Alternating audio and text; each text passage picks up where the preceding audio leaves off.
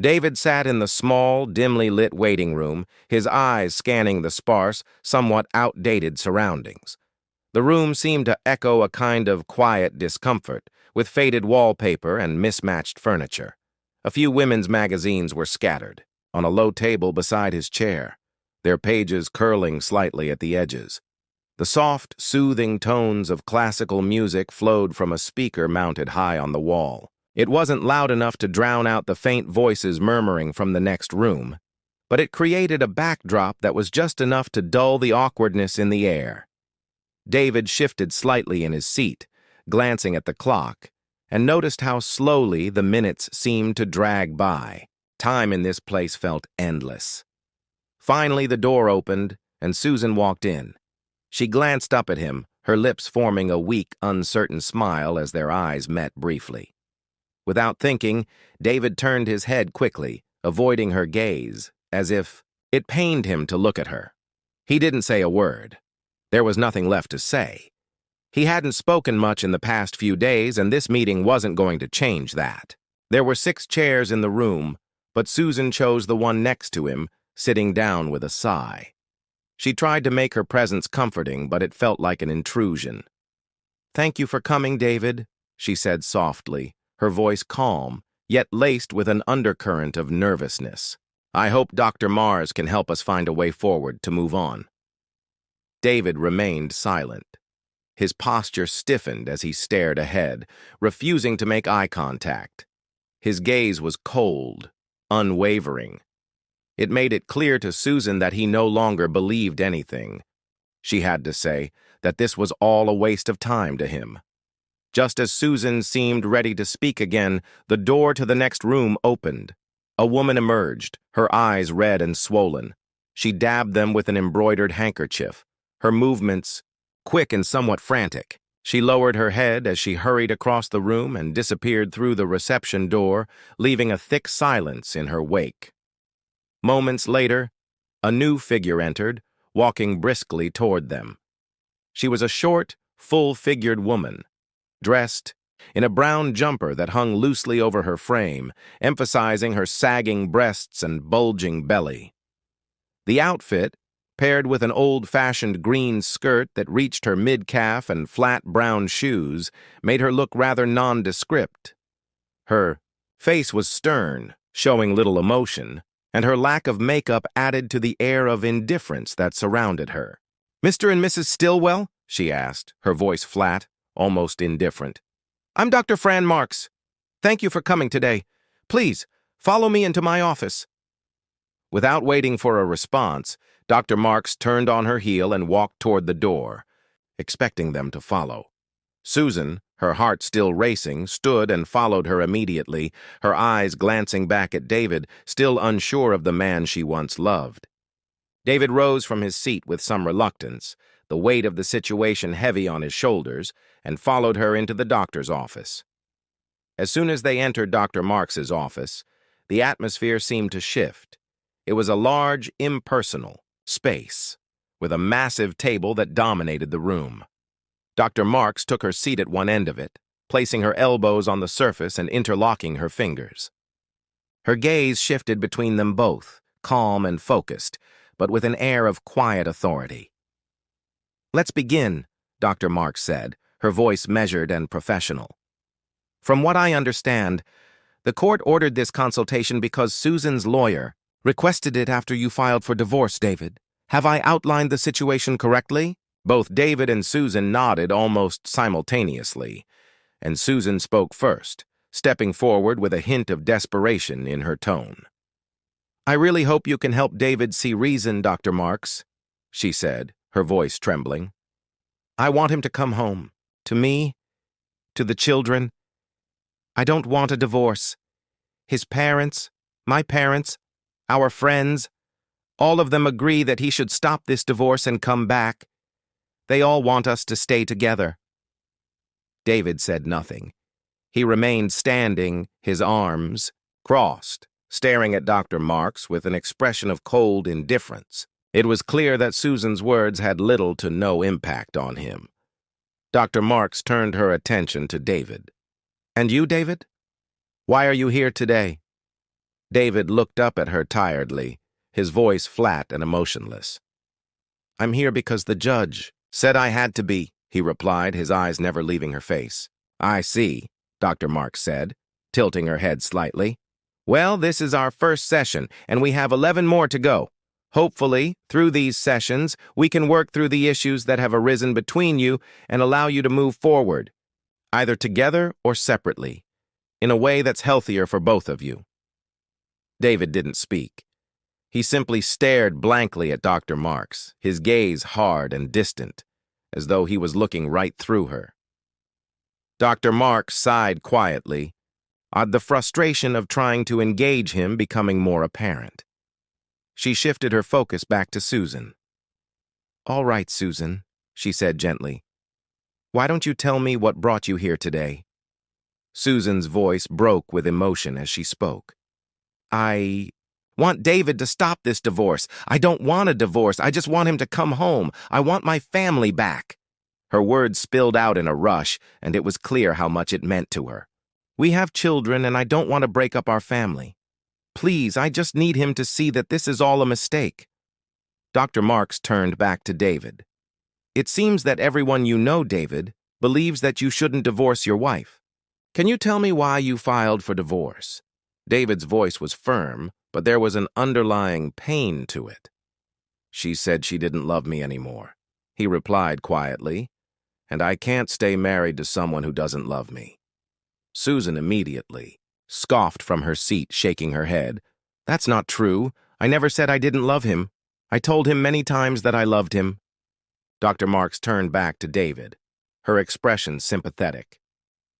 "If Susan says she still loves you, why don't you believe her?"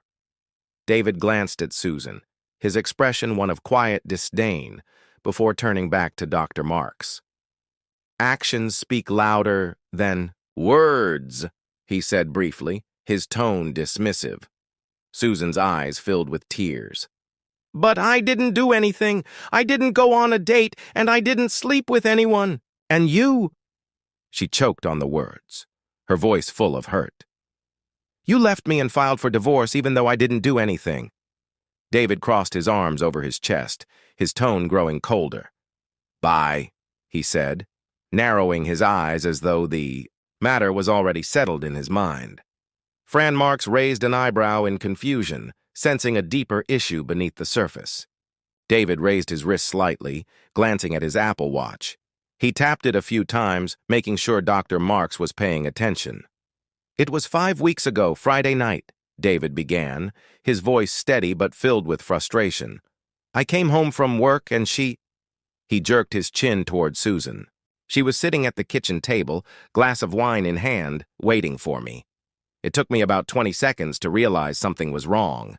She told me we needed to talk and asked me to sit down. I poured myself a drink and sat across from her. And then she told me that she had already agreed to a date with another man, and she was going out with him the next night. And if things went well, she might not come home until Sunday." David paused, looking directly at Dr. Marks, letting the weight of the words sink in. "So, Dr. Marks, that was the news I got when I came home that Friday night." His voice was calm, but tinged with frustration. "I'm not a genius, but even I could figure out what that meant. In that moment, I realized that if my wife was planning to spend the night with another man, then she didn't love me anymore." Susan immediately reacted, almost shrieking in indignation. "I didn't do anything. I didn't go on a date. I didn't sleep with anyone." Her voice was filled with a mix of anger and confusion. "And you left me and filed for divorce even though I didn't do anything. How many times do I have to say it?" David didn't flinch. Dr. Marks, trying to keep control of the situation, intervened. "Is that true, David? Exactly. Susan says she didn't go on a date and didn't cheat on you. She intended to sleep with another man. Why did you file for divorce?" She planned to do it, responded, and she expected me to just let her. After I packed up and left, she claims she canceled the date and tried to find me all weekend. But I don't know if that's true. It doesn't matter. What matters is that she intended to sleep with someone else because I wasn't enough for her anymore." Susan gasped, her face twisting in shock and hurt. I never said that. David's voice was icy, his expression cold. You didn't have to say it. Your intentions were clear.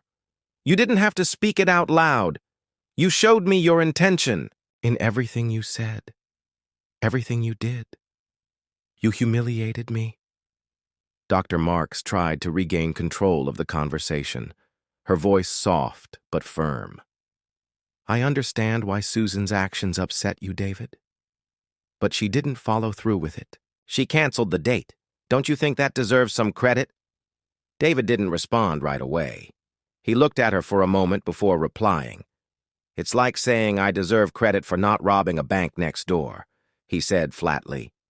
If I plan a robbery, get the getaway car, buy the mask, write the note, and hand it to the teller. But I leave when the teller says no. It doesn't change the fact that I was still planning to rob the bank. Dr. Marks leaned back in her chair, taking a moment to think. She looked between David and Susan, absorbing the weight of his words. I've been doing this for 17 years, Dr. Marks said slowly, her voice reflective. And I've heard similar arguments many times. Until now, I've tried to defend spouses who backed away from their plans to cheat because they remained faithful to the marriage. But David, I'm struggling to find flaws in your reasoning. I'm not a lawyer, so I'm not making legal judgments. But I do know that the intent to rob a bank is a crime, even if you don't manage to get the money. David nodded, a hint of satisfaction in his eyes. Susan, now visibly shaken and disoriented, couldn't hold back her tears. She slumped in her chair, her hands trembling. What's going on? She whispered, her voice anxious and desperate. What? Does a bank robbery have to do with our problem? Dr. Marks raised her hand for silence. Please, David. Explain this to her. David nodded, his tone calm and resolute. Susan, you developed an interest in another man. Maybe you had lunch together, maybe more. That interest grew and you agreed to go on a date with him. You even planned to spend the night with him. You confirmed your intention to sleep with him by telling me about the date. You knew exactly what you were doing, and you confirmed it with your words and actions. Susan opened her mouth to protest, but David raised his hand to silence her. You were so sure of what you were doing that you told me you might spend the night with him. You made it clear that your intentions were no longer to stay committed to me. The fact that you canceled doesn't change the fact that you planned it. If you loved me, you would never have agreed to go on a date with another man. But you did. And that means you don't love me the way I loved you. David paused, his gaze unwavering as he stood. I'm sorry, Susan. But I can't stay married to someone who doesn't love me enough to stay away from men who have those kinds of intentions. Susan's body shook with sobs as she crumpled in her chair. David, with his heart heavy but resolute, turned and walked toward the door. Dr. Marks stood as well, extending her hand.